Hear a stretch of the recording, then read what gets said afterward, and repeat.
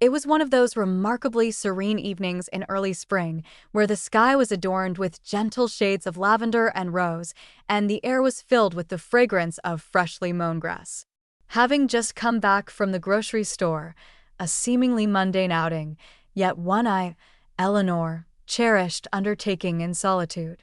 In the stillness of the moment, there's no urgency, no idle conversation, just the gentle murmur of the radio accompanying me as I leisurely select fresh vegetables, savoring the tranquility of the experience without the pressure of time. My son Liam made the choice to remain at home. At 23, he returned home from college for a spell, allowing himself a brief respite after commencement to discern the path ahead. I wasn't imposing any pressure on him.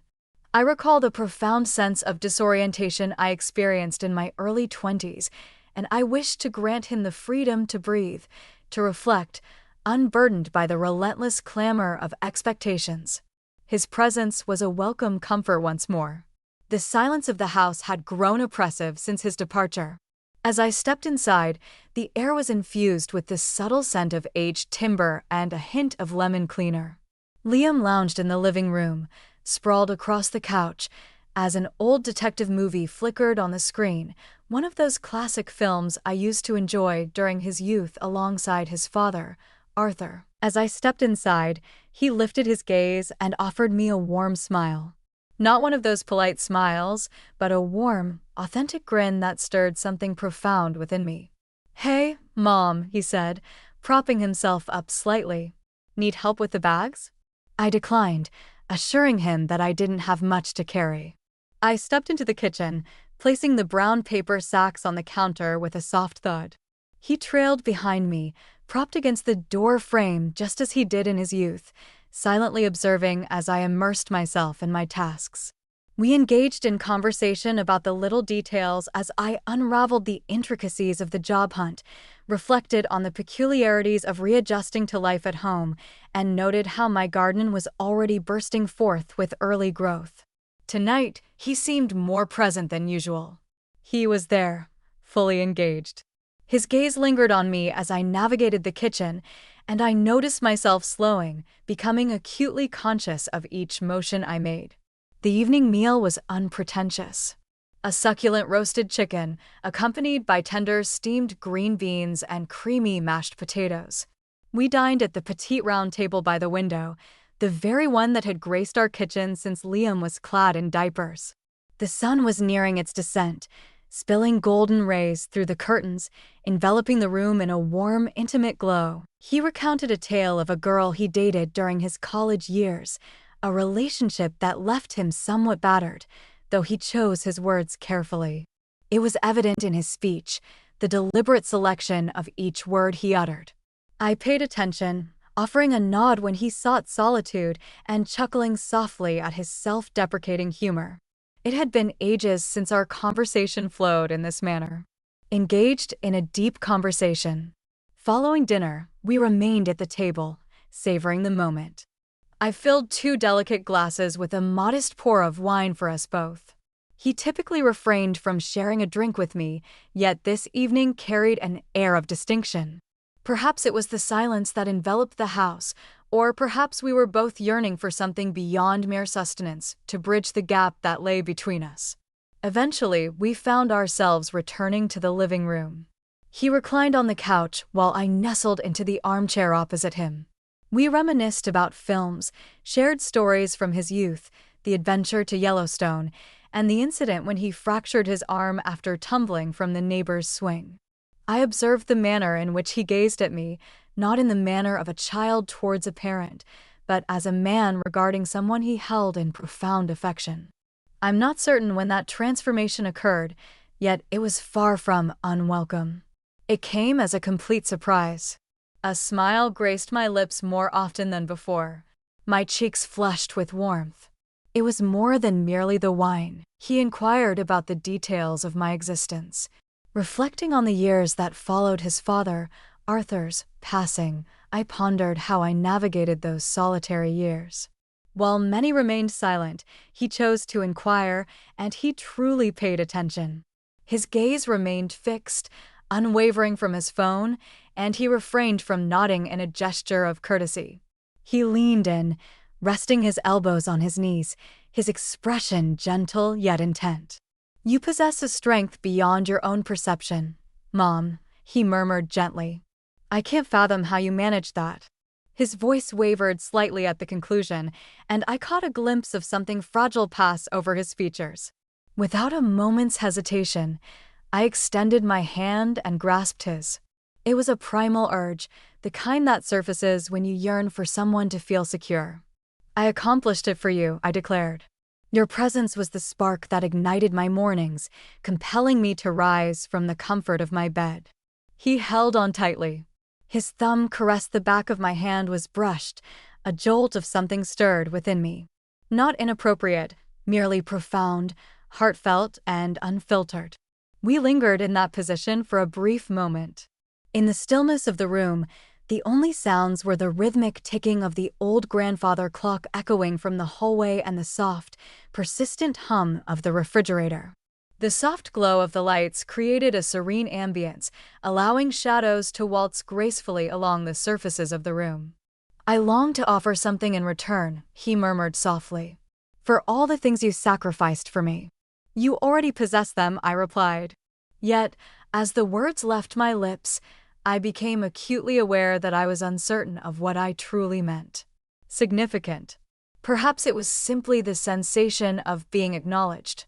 Truly acknowledged, not merely in my role as a mother, but as a complete individual. He held my gaze for an extended moment, and within that look, I felt a disquieting shift, as if the ground beneath us had subtly altered, not in a frightening way, but enough to awaken me to something unfamiliar, something we had yet to articulate. I rose to return the glasses to the kitchen. He followed shortly after, leaning against the doorway once more as I washed them in the sink. His presence behind me felt close, familiar yet unfamiliar all at once. When I turned around, he was right there, his face merely a breath away. For a fleeting moment, I thought he might speak, but instead, he offered a smile tinged with sadness and reached up to tuck a strand of hair behind my ear. Such a small gesture, yet it left me breathless. "Thanks for tonight," he said. "It meant more than you know." Then he kissed my cheek gently, softly, before ascending the stairs. I lingered in the kitchen for what felt like an eternity, listening to the soft creak of the stairs as they settled, feeling the lingering warmth of his touch on my skin. Something had shifted between us. I didn't know what it meant or where it would lead, but I knew that night would stay with me forever. I didn't sleep much that night. I lay awake in my bed, staring at the ceiling, listening to the old house breathe. It creaked in familiar ways, wood expanding and settling, the wind brushing against the windows. But everything felt slightly changed, as if something invisible had rearranged itself between us. I kept revisiting that moment in the kitchen. The way Liam had gazed at me, the way his fingers had brushed my cheek as if I were something delicate and significant. It had been so tender, so laden with emotion that I found myself at a loss. I had always been his mother, his protector, his sanctuary. But now I questioned what I was becoming. I wondered the same about him. By morning, I had convinced myself it had been nothing more than a fleeting moment, a gentle exchange, too much wine, a long conversation between a mother and son who had longed for connection. Each other more than they realized. But when I descended the stairs and found him already in the kitchen, hair tousled, brewing coffee in that well-worn hoodie I'd laundered countless times, he looked up at me as if he had been anticipating my arrival. "Morning," he greeted, his voice still heavy with sleep. "Morning," I replied, striving for a tone of nonchalance. I moved toward the cupboard to retrieve a mug, brushing past him. His hand grazed the small of my back, a gentle touch that steadied me, even though I didn't require it. It lingered for a heartbeat longer than necessary. I needed to, and when I looked up, his gaze was already locked onto mine. "You okay?" he asked. I nodded too quickly. "Fine, just didn't sleep much." He poured me a cup without another word and handed it to me. Our fingers brushed again, and neither of us pulled away immediately. There was an unspoken awareness in the air, as if we both sensed something lingering between us, yet were too hesitant to articulate it. We spent the day in a haze of aimlessness. He suggested tackling the attic, a task I had long neglected. It was overflowing with boxes from his childhood, a tapestry woven from memories of his father, Arthur, a life that seemed to slip away all too swiftly. Laughter echoed in that space, a joyful symphony. We unearthed his baby blanket, an old soccer cleat, and photo albums chronicling our adventures in Maine. Yet, amidst the nostalgia, I would occasionally catch his gaze, that same quiet intensity piercing through the air. Each time, my heart would constrict. At one moment, we found ourselves on the dusty floor, knees brushing, as we turned the pages of a photo album from his youth. There, a snapshot captured me cradling him on my lap, no older than 4, his face smeared with chocolate, while mine radiated pure joy. A laugh I barely remembered. "You were beautiful," he said suddenly. I looked up from the photo and saw he wasn't smiling. He meant it. "You still are," he added, softer now. I tried to brush it off with a chuckle. "You're biased." "No," he said. "I just never really looked before. Not like this." My heart skipped. I could feel the air shift again, thick with something unspoken. I should have said something. I should have changed the subject, laughed it off. But I didn't. Instead, I just looked back down at the photo, my fingers gliding along the contours of the photograph. The silence lingered, yet it felt anything but uncomfortable. It was thick, personal, charged with unspoken words. Later that evening, after we had washed away the remnants of the attic and dined on leftovers, I found myself on the back porch, observing the sky as it deepened into twilight. He came to join me, settling in close, the air pleasantly cool. We draped a blanket over our legs, reminiscent of our childhood days. His shoulder brushed against mine, and neither of us shifted away. "Can I ask you something?" he ventured after an extended stillness enveloped us. "Naturally. What does it truly mean to be solitary for such an extended period?" The inquiry took me by surprise. I hesitated before responding. My gaze followed a plane as it flickered across the heavens, envisioning the souls within embarking on new journeys. "It's quiet," I finally replied. "At times, it's serene. At others, it stings." He nodded with deliberation. I had never contemplated it deeply until this moment. There was an undercurrent in his tone, a rawness that hinted at something profound. His curiosity transcended my experience. It was a reflection of his own apprehensions, the uncertainties that lay ahead, the complexities of love, and the inevitability of loss. All the things we feign indifference to until they inevitably reach us. "I think," I said softly, "we all yearn to be truly acknowledged, genuinely acknowledged, and embraced, even when our hearts remain unvoiced." He turned his gaze toward me, his eyes tender and probing. "I see you." The phrase lingered between us, suspended in the crisp night air. My breath hitched, and for a fleeting moment I perceived him through entirely different eyes, not merely as the boy I nurtured, but as a man who had matured into something steadfast and compassionate, someone with whom I could converse, confide, and share silence. With my hand resting on the blanket that lay between us, his hand found mine, warm and steady, a gentle presence without pressure. "I'm glad I came back," he whispered. "Me, too," I replied softly. He leaned in, his forehead brushing against mine. It wasn't a kiss, at least not yet, but it felt like a moment poised on the edge of possibility, teetering on the brink of something more if either of us dared to breathe differently. Then, the porch light flickered. The old wiring was nothing new, yet it was enough to make us both pull back slightly, blinking in surprise. "I should head up," he said, his voice low, eyes still fixed on me. We rose slowly, and I observed him as he approached the door, his hand lingering on the knob. Then he turned back, casting another glance my way. "Good night, Mom." "Good night, sweetheart." He vanished inside, leaving me standing there for what felt like an eternity, the stars swirling above, the fragrance of blooming lilacs enveloping the air. An unspoken connection lingered between us, refusing to fade. The following days unfolded in a gentle cadence. Liam and I settled into a routine that felt surprisingly effortless.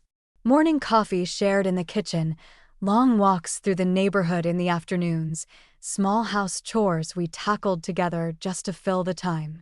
But beneath it all, there was a current neither of us addressed, a softness in his voice when he spoke to me, a stillness in the way I watched him move around the house. I found myself waiting for his footsteps in the morning, listening for the way he cleared his throat before coming down the stairs. The sound of him pouring cereal or flipping on the coffee machine. It wasn't obsession. It was a gentler awareness, akin to the subtle shift of seasons. You may not always pinpoint the exact moment it occurs, but it resonates deep within. On Wednesday afternoon, the rain began to fall. It started as a delicate drizzle, gradually intensifying until the sky darkened and the windows became streaked with water. I had lit a candle in the living room, the warm vanilla scent that I cherished when the weather shifted. Liam strolled in with a book, one I had lent him years prior, and inquired if I wished to sit and read alongside him. It felt sweet, almost childlike. We nestled on opposite ends of the couch, our legs reaching toward each other beneath a shared blanket. I didn't read. Instead, I watched the rain. I observed him feign concentration on the pages, though I could tell his eyes hadn't traversed the words in quite a while. Eventually, he set the book down on the coffee table, and our gazes intertwined, stretching the moment once more. That invisible thread drew him closer. "Do you remember when Dad, Arthur, used to read to us during storms?" he asked. "I do." His voice was deep, always resonating. Made the story resonate with a deeper truth. Liam smiled, a warmth radiating from him. His affection for you was palpable, something I could always perceive. I nodded, a subtle ache blossoming in my chest. I had loved him, too. In a way, I still do. Liam shifted, drawing closer, our knees brushing beneath the blanket. Lately, he occupies my thoughts often, how he navigated life, the essence of the man he was. "Arthur would be proud of you," I murmured, my fingers grazing his hand softly. He glanced at our hands, then met my gaze. I think I've always been searching for that feeling again, the safety he provided me, the way he made everything feel tangible. His voice lowered, and I still sense that presence around you even now. I swallowed hard, my heart racing, my throat constricting in a way that defied explanation. You were always my anchor, my reason to remain steadfast. He reached up, his fingers brushing my jaw with a light yet purposeful touch. You don't always have to bear the weight of strength, you know. There was something in his tone, not the comfort of a son to a mother, but rather a man recognizing the woman beyond her role.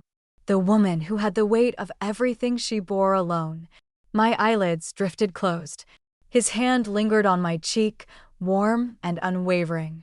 When I opened my eyes once more, he was still there, observing, anticipating something unspoken. And then it unfolded. Slow, tentative, laden with questions we dared not articulate. He leaned closer, our foreheads touching first, gentle and cautious. His breath intertwined with mine. A slight tremor coursed through him. I felt it too. It wasn't a kiss. Not yet, but we stood on the brink, balancing between the comfort of the familiar and the whisper of possibility, a hint of something deeper. I withdrew slightly, my hand lingering on his. "Liam, we must tread carefully." He nodded, remaining close. "I understand. I'm not looking to cause any harm. I sensed something, and I refused to ignore it."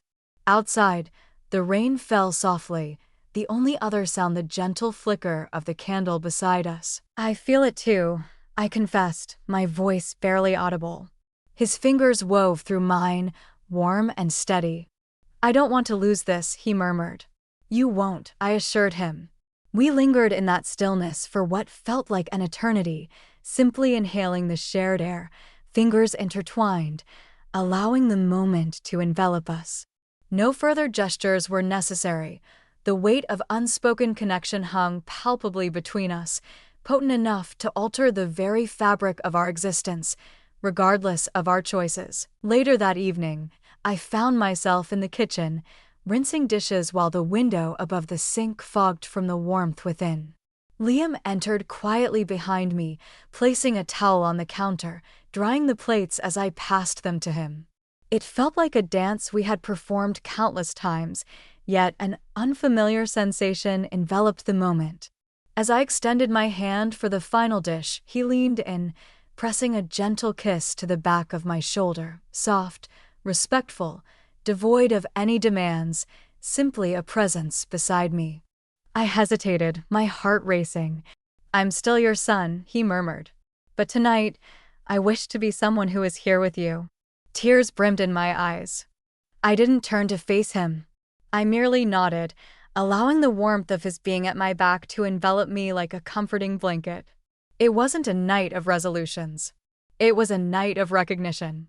A night that revealed to us both the delicate path we were treading, one we had not anticipated.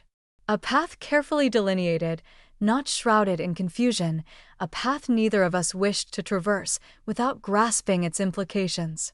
Yet, we had recognized it, and that acknowledgement transformed everything. The days that ensued flowed with a softness I had not experienced in years. Not rushed, not boisterous, merely a quiet understanding. We refrained from discussing that night explicitly. Not the moment on the couch, not the touch in the kitchen, not the way his voice trembled as he expressed his desire to simply be present. Yet, that sentiment hung in the air, influencing every moment we shared. Liam lingered longer than he intended, claiming he hadn't secured the right job, but I understood the truth beneath his words. We were ensnared in a fragile connection, one that eluded definition yet had woven itself into the fabric of our lives, much like a vine that intrudes through the smallest of crevices, unwelcome yet undeniable. One morning, I awoke earlier than usual and discovered him already tending to the garden. He knelt by the rose bushes, meticulously pruning the wilted blooms as he had witnessed this ritual countless times before. The sun was just beginning to rise, casting a gentle orange glow through the lingering mist. It was one of those mornings that seemed to invite the world to share its secrets. I stepped out barefoot onto the dewy grass, pulling my sweater closer around me. "You're up early," I remarked. He glanced up, a soft smile gracing his lips. "Couldn't sleep. I thought I'd lend a hand." I knelt beside him, my fingers gliding over a freshly opened bloom. "They've arrived early this year." "Yeah," he replied, then hesitated. "Perhaps everything is just making an effort to bloom simultaneously." We shared a quiet chuckle, fully aware that his words held a different meaning. For an hour, we remained there, side by side in the stillness, where words felt unnecessary. Sometimes, mere presence conveys more than any conversation could. That evening, I prepared an elaborate dinner, lasagna, garlic bread, salad, the whole spread. I couldn't quite pinpoint the reason. Perhaps I craved something substantial to grasp, something comforting. As we settled down to eat, Liam's demeanor was notably subdued. His fork moved at a languid pace, his eyes weighed down by unspoken thoughts that had yet to be expressed. Midway through the meal, he placed his fork aside and turned his gaze toward me. "Truly?" I looked. "I think I need to go," he said softly. I halted, my hand lingering on my glass. "Though?" I inquired, fully aware of the inevitability. He nodded. "It's been good here, better than I expected. But I don't want to stay just because it's safe." I swallowed hard. "Are you sure?" "No," he admitted. "But I think I need to figure out who I am without leaning on the past." "Without leaning on you?" I gazed down at my plate. My chest ached, yet I grasped the weight of the moment. Perhaps I comprehended it more deeply than he did. Love sometimes demands a retreat. It requires the courage to release, even when every fiber of your being longs to cling. "I'll miss you," I declared, my voice betraying none of the turmoil within. "I'll miss you, too," he responded, his words heavy with unspoken truths. We held back our tears. Not then. We lingered over dinner as if it were an ordinary evening. But as he rose to clear his plate, he hesitated, enveloping me in his embrace, his cheek resting gently atop my head. "Thank you," he whispered, "for seeing me, for letting me see you." That night, we sat in the living room one last time. No wine, no movie, just the two of us in the fading light. He rested his head on my lap the way he used to when he was little, and I ran my fingers through his hair slowly, tenderly. "I don't know what this was," he said after a while. "But it mattered." "It did," I said. "It still does." The next morning, I stood on the porch as he packed his car. He gave me one last hug, long, warm, full of everything. We had left unspoken words hanging in the air. Then he vanished, and the house fell into silence once more, reminiscent of its former state. Yet, within me, a transformation had taken place. I was no longer merely solitary. I had become conscious, alert. A dormant part of me had awakened, surprising in its resurgence. That evening, I found solace on the porch, a blanket draped across my lap and a steaming cup of tea cradled in my hands. I gazed at the stars as they emerged, one by one, and recalled the way he regarded me, not as a mother, nor as a mere role, but as a woman. For the first time in years, I felt seen, no longer shrouded in invisibility. We had traversed a threshold, indeed, yet we approached it with tenderness, with sincerity, with moderation. We had cradled something fragile in our palms and exchanged it with care, ensuring it remained intact.